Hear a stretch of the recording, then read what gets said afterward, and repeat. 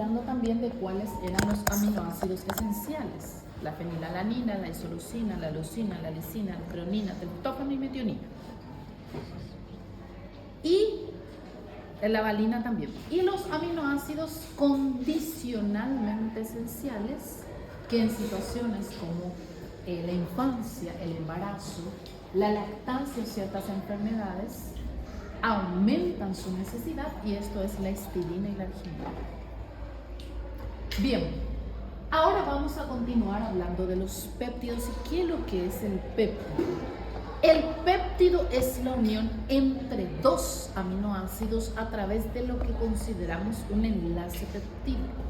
Estamos hablando de un enlace peptídico cuando se combina el grupo carboxilo, aquí, atiendan, el grupo carboxilo, el oxígeno y el hidrógeno del grupo carboxilo del primer aminoácido con el hidrógeno del grupo amino del segundo aminoácido. Entonces, como resultante de esta unión, nosotros tenemos la pérdida de una molécula de agua. Esa molécula de agua puede utilizarse para otras reacciones químicas o simplemente puede pasar a formar parte del líquido intersticial o extracelular o del líquido intracelular, ¿por qué no? Entonces, ¿cómo está dado el enlace peptídico? El grupo carboxilo del primer aminoácido reacciona con el grupo amino del segundo aminoácido, se pierde una molécula de agua que se puede utilizar en otras reacciones y ahí tenemos un enlace peptídico, ¿sí? Entonces, nosotros tenemos tres diferentes denominaciones según la cantidad de aminoácidos. Dipéptidos, cuando tenemos dos aminoácidos. Oligopéptidos, cuando tenemos entre 3 a 10 aminoácidos. Polipéptidos, cuando tenemos superior a 10, más de 10 aminoácidos, hasta 49. Porque 50 aminoácidos constituyen una proteína. Y vamos a recordar, doctores, que la proteína se produce en los ribosomas, en el citoplasma. El ribosoma es el único organoide que produce las proteínas. ¿Está bien? Su organoide precursor o formador representa los ribosomas. ¿Y cuál sería la diferencia, doctores, entre un polipéptido y una proteína? Que una proteína se considera a partir de 50 aminoácidos y un peso molecular superior a los 6.000 gramos. Entonces,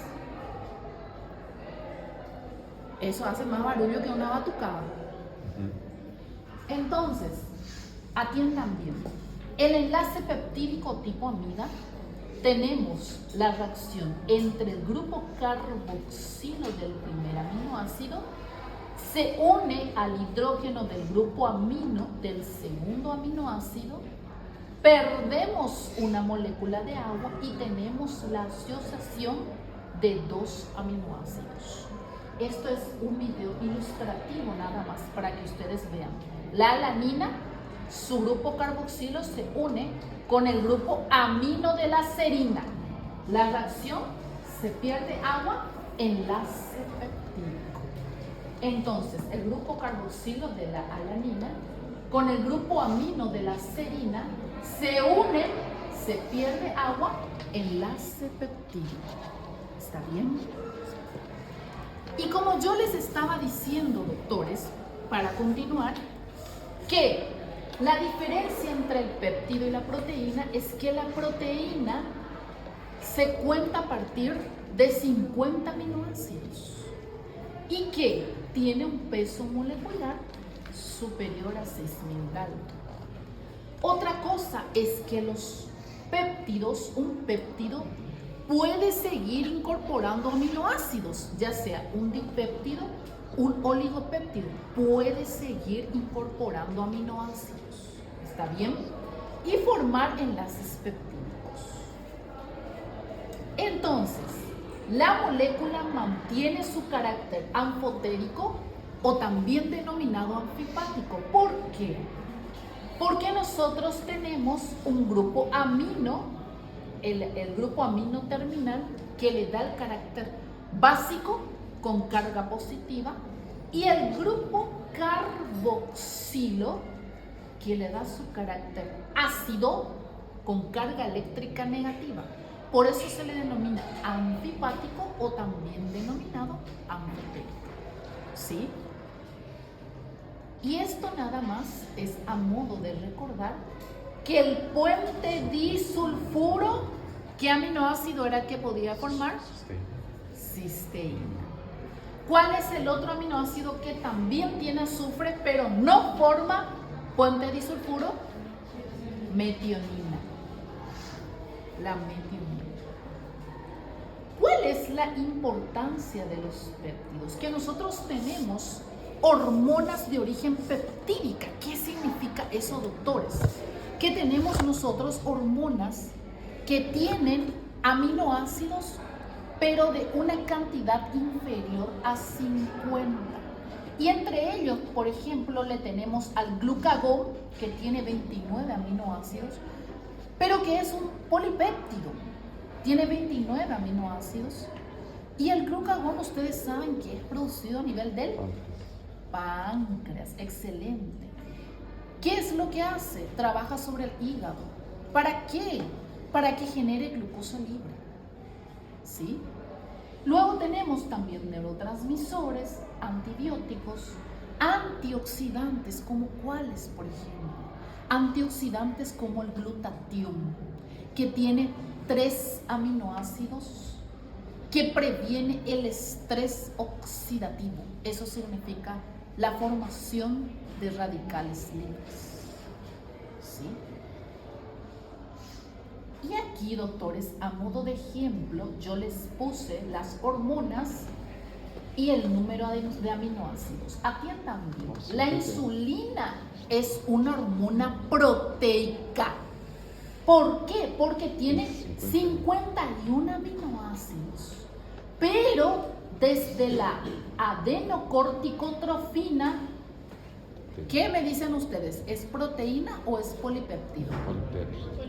Polipéptido. ¿Hasta dónde es polipéptido?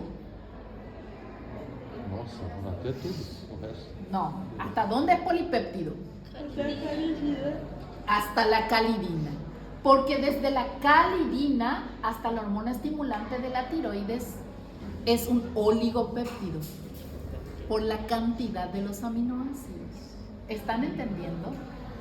Entonces, acá la única hormona proteica es la insulina, porque tiene 51 aminoácidos. La adenocorticotrofina, atiendan bien, la adenocorticotrofina es producida por la hipófisis, estimula la glándula suprarrenal. ¿Para qué? Para que la glándula suprarrenal produzca cortisol, la denominada hormona del estrés, o la hormona también en muchas veces denominada hormona de la ansiedad. Ahora ustedes me van a preguntar, doctora, pero la ansiedad, ¿qué es lo que pasa?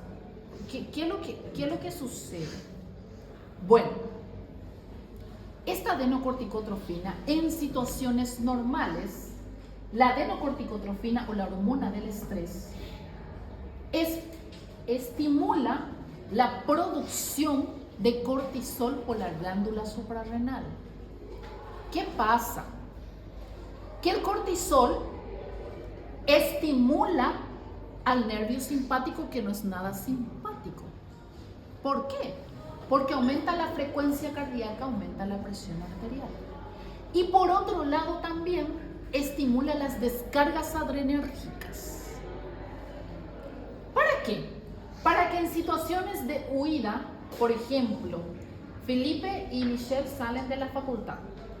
Dios no quiera. hay un ladrón ahí en la esquina que les va a asaltar. Bueno, ¿qué sucede? Su adenocorticotrofina le va a estimular a la glándula suprarrenal cuando ellos están en esa situación de riesgo o de peligro. ¿Para qué? Para que su suprarrenal genere cortisol, la hormona del estrés. ¿Para qué? Para que el cuerpo de Felipe y el cuerpo de Michelle aumenten su frecuencia cardíaca, aumenta un poco su gasto cardíaco, el volumen de sangre que bombea el corazón en un minuto, para prepararle al cuerpo ante una reacción de huida. ¿Qué significa eso? Para que ellos le puedan meter pique y correr. ¿Entienden? Eso es en condiciones fisiológicas, normales. Le preparan al cuerpo ante una amenaza real. ¿Qué es lo que sucede, doctores, en situaciones como la ansiedad? La ansiedad, en términos de conceptos, tenemos una sensación o expectación tensa ante el futuro y una alteración del equilibrio. Hay una alteración del equilibrio psicosomático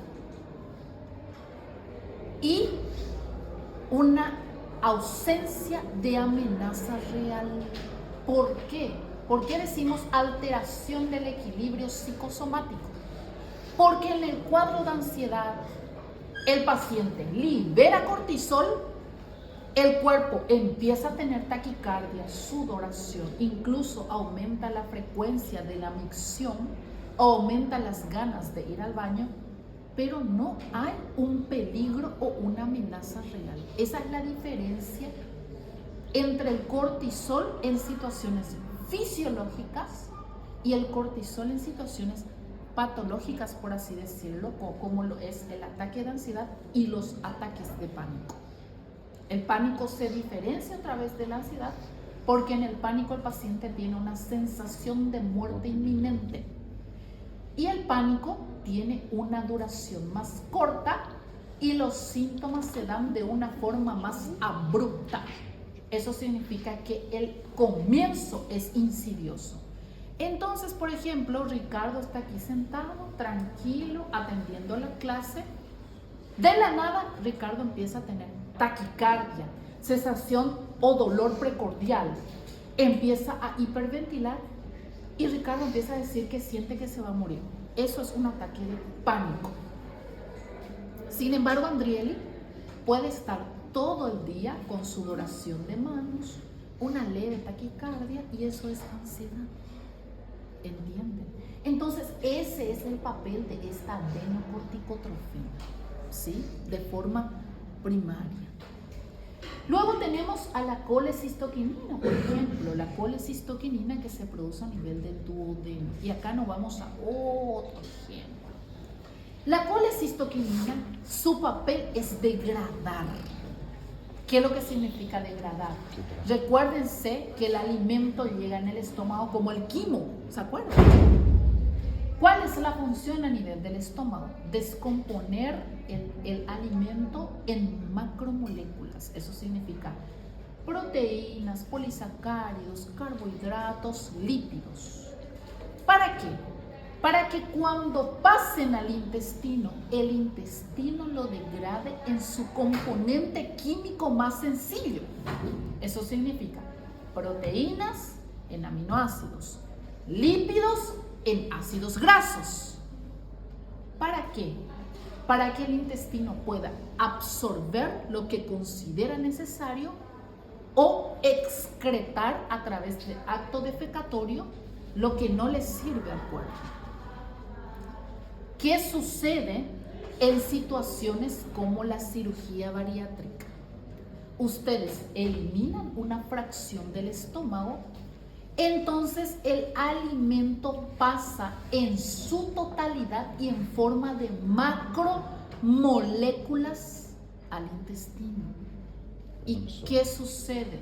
El intestino no puede, no tiene la capacidad de degradar totalmente y genera dos cosas: falta de absorción y segundo, sensibilidad, inflamación del epitelio intestinal que no está preparado para esa función. ¿Por qué? Porque el que debe degradar en macromoléculas es el estómago.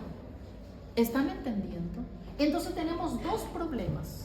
Primero, no puede degradar macromoléculas grandes, y segundo, no puede absorber totalmente. Por eso a aquellos pacientes con cirugía bariátrica le caracteriza dos cosas.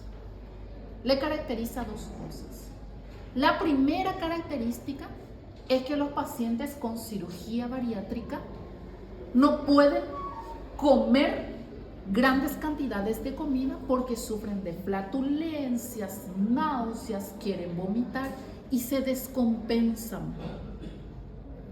Y segundo, déficit nutricional, ¿verdad? Déficit nutricional. Luego tenemos a la calcitonina, por ejemplo, que es producida por la tiroides. ¿Cuál es la función de la calcitonina? Ayuda a que en el hueso se pueda reabsorber calcio. ¿Entienden? Ayuda a la reabsorción del calcio, entre otras funciones. Tienen otras funciones también, pero una de sus funciones, hablando del componente óseo, es que ayuda a la absorción de calcio y es producido a nivel de la tiroides.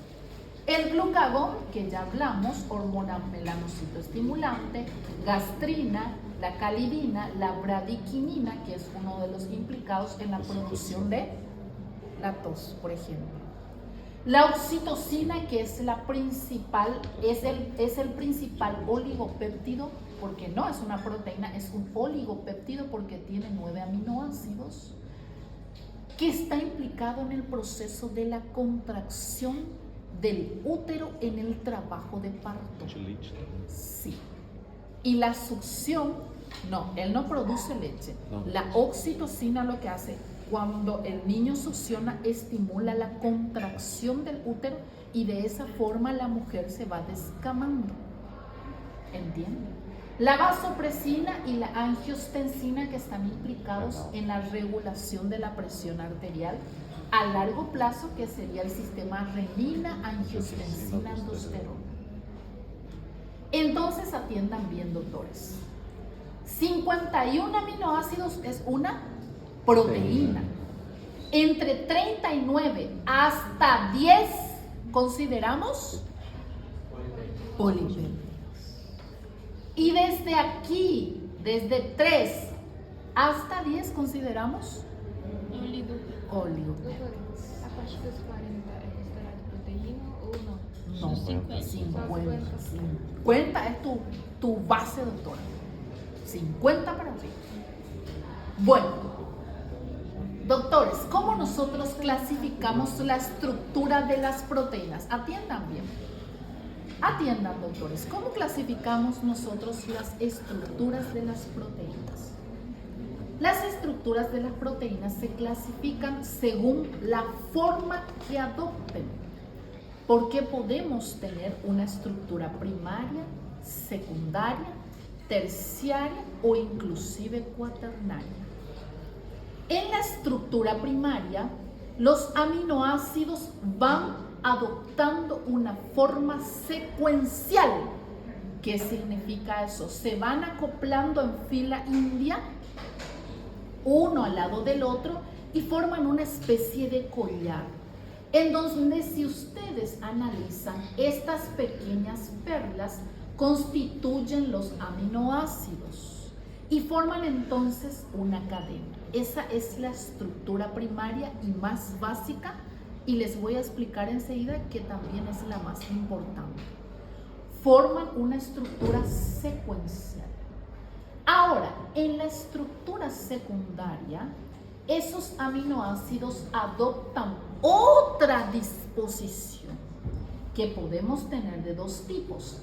Alfa hélice, cuando adoptan una forma de espiral y se pueden mantener estables entre sí a través de puentes de hidrógeno. O una forma beta laminar. Atiendan bien, en la estructura secundaria podemos tener dos tipos.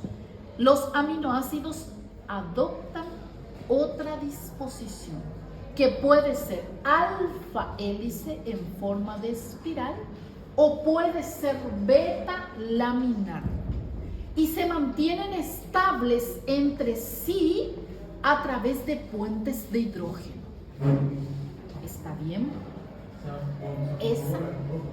¿Cómo?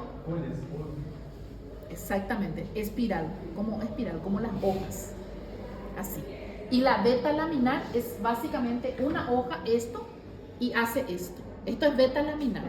Ahora, el espiral que tiene el cuaderno, el espiral que trae el cuaderno, por ejemplo, este.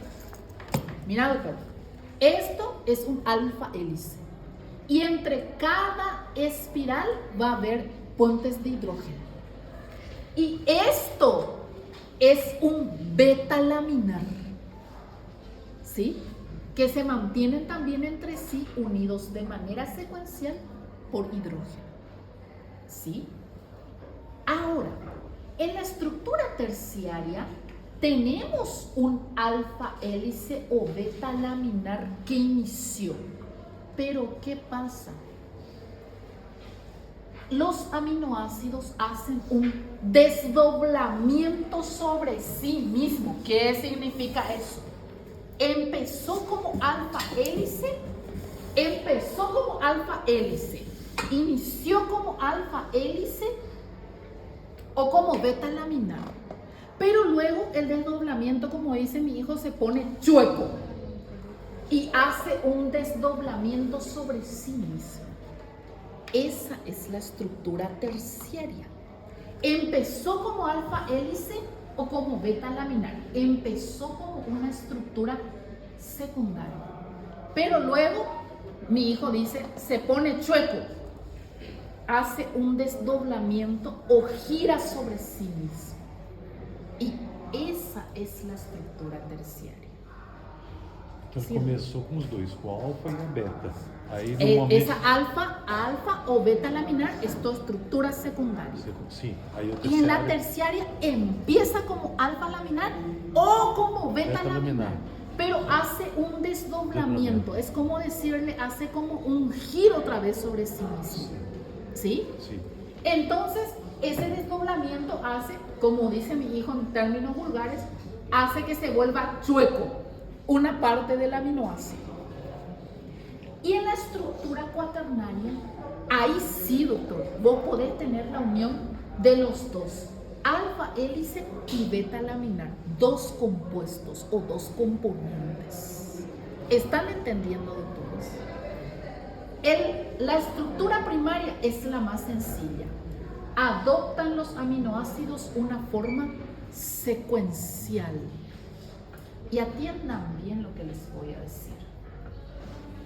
Desde el punto de vista biológico, el más importante es la estructura primaria. Pregunta de examen también. ¿Por qué? Porque la estructura primaria determina la cantidad de aminoácidos y determina qué función va a cumplir esa proteína. ¿Entienden? ¿Están entendiendo?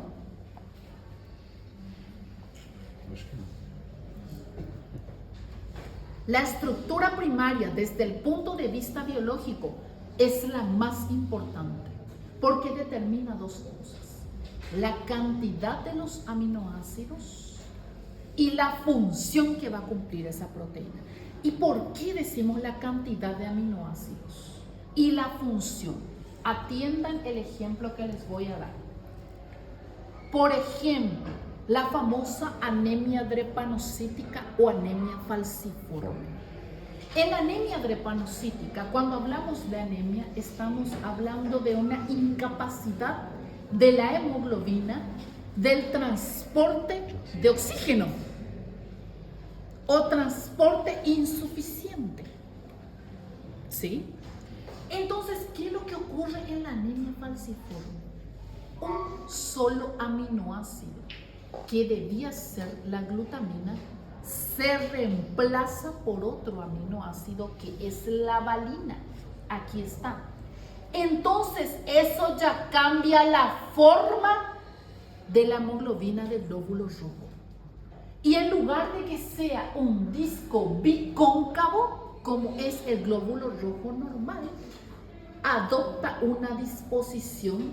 Por eso a la anemia falciforme se le denomina anemia de las células en haz o foisa. ¿Ven esta forma que adopta? ¿Ven? ¿Conocen la foisa? La foisa es para cortar cosas. Entonces, ¿qué es lo que pasa, doctores?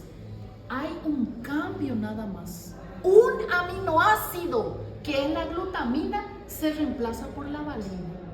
Y ahí ya tenemos dos alteraciones funcionales importantes. La primera, la anemia, insuficiencia de transporte de oxígeno. Y la segunda, que al adoptar esta forma de célula en haz o célula en haz de foisa, ¿qué sucede? Bueno, viene, poneme así tu dedo. Esta es lo que sería entonces una célula en haz de foisa, una anemia falciforme, donde se reemplazó la glutamina por la valina. Viene otra célula en haz y hace esto. ¿Y qué produce? Empiezan a obstaculizar y produce lo que se denomina empastamiento. Y pueden obstaculizar el vaso sanguíneo. Entonces le hace candidato al paciente a que sufra isquemia, infarto o trombosis. ¿Por qué? Por la forma que adopta la célula, empieza a empastarse una sobre otra y forman un empastamiento, que es lo que ustedes están viendo aquí. ¿Entienden? Y eso hace que el paciente con anemia falciforme sea un paciente candidato a trombosis venosas profundas, tromboembolismo pulmonar, infarto agudo de miocardio e isquemia, aparte de su insuficiencia en el transporte de oxígeno. Todo por el cambio de un bendito aminoácido, que es la glutamina, por la valina. Solo por eso. Sí, doctora, te escucho.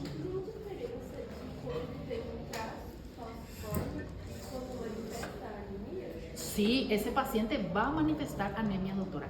¿Y qué se le hace ahí? Se le hace un estudio que se le denomina hemograma, pero es de la parte periférica. ¿Por qué? Porque esa estudia la forma de tu glóbulo rojo, para que vea si es normocítica, normocrómica. ¿Qué significa eso? De igual tamaño y de igual composición. Eso estudia la forma de tu glóbulo rojo. Y eso habitualmente se hace en la punta de los dedos. ¿Por qué? Porque ahí es como el hemoglucotés. ¿Conocen el hemoglucotés, donde se le hinca a los pacientes y se pone por la maquinita que analiza la cantidad de glucosa? Bueno, este estudio, para ver el tipo o la forma de las células sanguíneas, se le hinca al paciente en la punta, se pone directo sobre una lámina, y en la lámina yo voy a hacer la observación directa de la forma de mi glóbulo rojo para ver si es bicóncavo, normocítico, normocrómico, si tiene buen color, y la forma. Entonces ahí ya vas a detectar. Este paciente con anemia falciforme va a cursar con anemia. Significa que sus niveles de glóbulos rojos van a ser más bajos. ¿Cómo se va a manifestar clínicamente? Disnea, dificultad para el ejercicio físico. Un paciente que no puede subir las escaleras presenta dificultad a la hora de realizar ejercicios exhaustivos. También, lógicamente, si tenés glóbulos rojos bajos, es un paciente que va a enfermarse con más facilidad. ¿Entienden? Pero ¿qué pasa? Hay un factor predisponente más, que por la forma que tiene tu glóbulo rojo, puede empastarse. Significa que una célula se va a enclavar con otra por la forma y pueden comprimirse y obstaculizar el paso de la sangre o el vaso sanguíneo. Entonces tu paciente, aparte de que es anémico, va a ser un paciente candidato a infarto, trombosis o isquemia. Todo por el cambio de un solo aminoácido. ¿Están entendiendo? ¿Entendieron, doctores? Sí, te escucho, doctor. ¿Cómo funcionaría la información de las tablas de coagulación para un paciente con anemia funcional? Disculpame, doctor, no te escuché bien. ¿Cómo funcionaría la formación de la cascada de coagulación? Y ahí tenemos una alteración también en la cascada de la coagulación, porque en este caso, en este tipo de paciente tenemos una hipercoagulabilidad. Entonces es un paciente a que vos le tenés que hacer antiagregantes plaquetarios, excepto vos tenés que saber que a este paciente con anemia falciforme tenés que hacerle antiagregantes plaquetarios porque es un paciente candidato a la trombosis. Pero si tú tenés que hacerle consciente, si tu paciente va a ser sometido a un procedimiento quirúrgico, 48 horas antes se le suprime el antiagregante plaquetario. ¿Cuál es el más utilizado? Ácido acetil salicílico, la famosa aspirinita. Aspirinita. Entonces, 48 horas antes debe suprimir. ¿Por qué? Porque si vos le estás haciendo y él se somete a un procedimiento quirúrgico, puede sangrar, hemorragia. ¿Sí? En este paciente con anemia falciforme es un paciente de combo de problemas, como se le dice. Vos tenés, primero, va a ser anémico. Segundo, que le tenés que controlar todo el tiempo porque es un candidato a infarto, isquemia, trombosis. Le tenés que anticoagular, le tenés que agregar anticoagulantes. ¿Para qué? Para que no haga un accidente tromboembólico. Y tercero, el paciente tiene que ser consciente que antes de un procedimiento quirúrgico, él debe suspender cualquier tipo de antiagregante. ¿Sí? Y todo por un aminoácido. Por eso yo le estoy diciendo que cuando hablamos de estructura, la primaria es la más importante desde el punto de vista biológico, porque es la que vamos a estudiar la secuencia, la cantidad de aminoácidos, cómo se van a ordenar secuencialmente, ese orden y la función que va a cumplir esa proteína. Entonces, la estructura terciaria también podemos nosotros clasificarle en proteínas globulares cuando son redondas. Un ejemplo lo constituye, lo constituye la actina, la miosina, que son globulares. También le tenemos a la hemoglobina, que son globulares. Esas proteínas globulares son solubles, son intracelulares, y un ejemplo es la mioglobina, que es la hemoglobina del músculo, por así decirlo. Y las fibrosas, que son más bien estructurales. Las fibrosas son alargadas, son insolubles y son extracelulares. Un ejemplo constituye el colágeno, porque forma parte de la estructura o el tejido de sostén. ¿Sí? ¿Cómo nosotros también clasificamos a las proteínas? Según su estructura, que ya nombramos, fibrosas o globulares. Según su composición, si es simple, si solamente tiene proteína, o conjugada, que puede estar unida a otro componente, por ejemplo, lípido, y podemos formar una lipoproteína. ¿Sí? Y según su función, que esto ya lo analizamos, tiene una función enzimática, transporte, reserva de energía en casos excepcionales y en caso de déficit del aporte calórico, contráctil, estructural, de defensa como las inmunoglobulinas y reguladoras. Entonces, esto es a modo de citar nada más otra vez la diferencia entre las proteínas fibrosas, que son más bien de sostén, son alargadas, extracelulares, como el colágeno, la queratina, la elastina, que son elementos de sostén. Encuentran en la piel, encuentran en el hueso, encuentran en el tendón, encuentran en la córnea. Y luego tenemos las proteínas globulares, como cuáles: la albúmina, La albúmina que se encarga en el plasma del transporte de lípidos y de fármacos al hígado para la detoxificación. Tenemos a las globulinas también, las inmunoglobulinas, la hemoglobina, la mioglobina, ¿sí? ¿Y cómo puede ser también? Puede ser conjugada. ¿Y cuáles son los ejemplos de proteínas conjugadas? Tenemos a los ácidos nucleicos, en este caso forma una nucleoproteína. En caso de carbohidratos, glicoproteína. En caso del grupo fosfato o ácido fosfórico, fosfoproteína. En caso de lípidos, lipoproteína. En caso de metales, metaloproteína. Aquí es muy importante que ustedes sepan que pacientes de profesión minera, ¿qué significa eso? Pacientes que excavan en las minas, tienen con frecuencia facilidad para intoxicación por metales. ¿Como cuál? Cobre, plomo, plata, zinc, porque se exponen. ¿Y qué sucede en este tipo de pacientes? Los metales pesados se acumulan, doctores, se acumulan en las fenestras. Eso van a ver ustedes en histología, en el epitelio de la cápsula de Bowman. Acuérdense, yo les dije, la cápsula de Bowman era el colador del riñón y ellas se acumulan en el colador del riñón, no atraviesan y no se eliminan por la orina.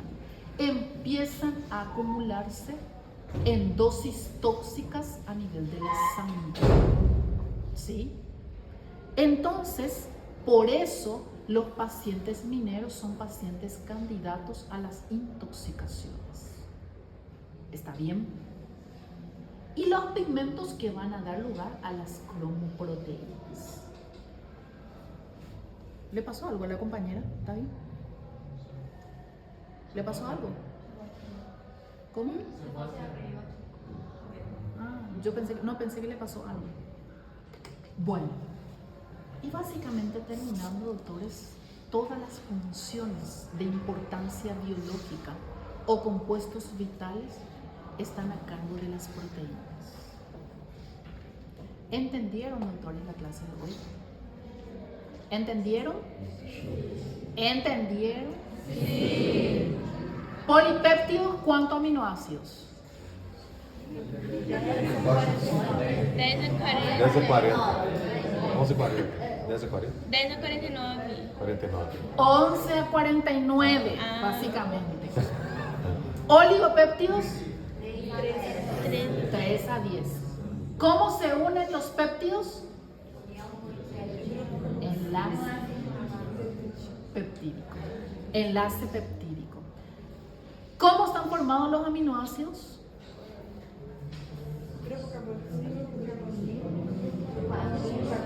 ¿Y qué te falta, doctora, en el medio?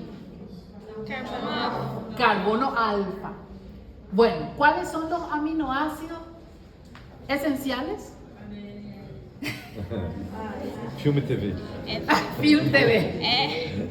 Fenilalanina, isoleucina, leucina, lisina, metionina, triptófano, treonina y la valina. ¿Cuáles eran los aminoácidos condicionalmente esenciales? Histamina. Histidina y argentina. Argentina, como yo siempre le digo. Argentina, no. Sí, es una forma de memorizar. Histología con argentina, histidina y arginina. Es una forma de memorizar.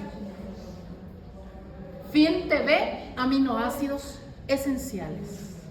Histología argentina, como yo siempre le digo, aminoácidos condicionalmente esenciales. ¿En qué situaciones? Hipatológica. ¿Cuáles eran los 3 polímeros de importancia biológica?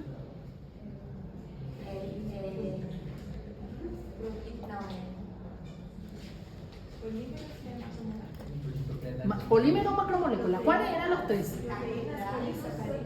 Polisacáridos y... No. Ácidos nucleicos, polisacáridos, proteínas y ácidos nucleicos. PPA, polisacáridos, proteínas y ácidos nucleicos. No es, o sea, son macromoléculas también, pero de importancia biológica, en el sentido de que, ¿qué pasa? Nosotros estudiamos a los lípidos, también son polímeros. Acuérdense que los polímeros, que los lípidos también son polímeros, pero son polímeros de ácidos grasos. ¿Qué es lo que nosotros estudiamos desde el punto de vista biológico? Atende una cosa, Michelle, atende una cosa, que desde el punto de vista biológico, estos tres no pueden faltar para el proceso estructural o biológico. Los lípidos pueden faltar en el sentido de que llevan alteraciones importantes, pueden faltar. ¿Por qué? Porque en caso extremo, en caso de su falta, la proteína va a generar reserva de energía. Pero el básico que le hace al ser humano son los polímeros. Y dentro de eso están los polisacáridos, tus proteínas y tu ácido nucleico. Eso es lo básico para la formación de un organismo vivo. Y luego voy a tener los demás que van complementando tu compuesto químico. ¿Sí? Bueno, ¿qué tal la clase hoy? ¿Bien? Doctores, a vuelta a Semana Santa vamos a tener nuestra entrega oral.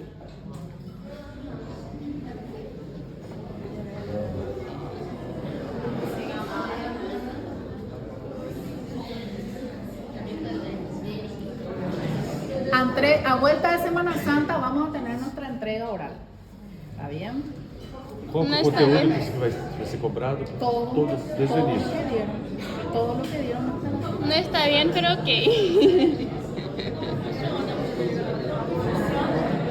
Yo le voy a hacer 10 preguntas y tienen que directo al grano. Pregunta, respuesta, pregunta, respuesta. ¿Saben o no saben? Oral? É oral. Verbal, entregas orales.